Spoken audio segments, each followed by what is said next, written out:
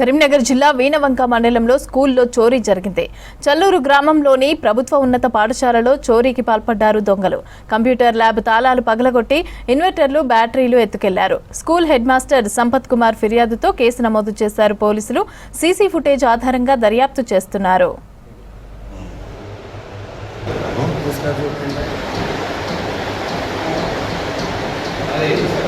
Challur high స్కూల్లో రాత్రి తెలియని వ్యక్తులు మా కంప్యూటర్ ల్యాబ్ను ఓపెన్ చేసినట్టుగా ఉంది. మార్నింగ్ తెలవగానే వెంటనే సమాచారం ఇచ్చిన వెంటనే ఇక్కడ మా వర్కర్ ప్లస్ ఇక్కడ క్లాస్ జరుగుతుంది. ఆ పిల్లలు వచ్చిన వెంటనే ఇన్ఫర్మేషన్ ఇచ్చిన వెంటనే పొద్దున్న మార్నింగ్ చూడడం జరిగింది.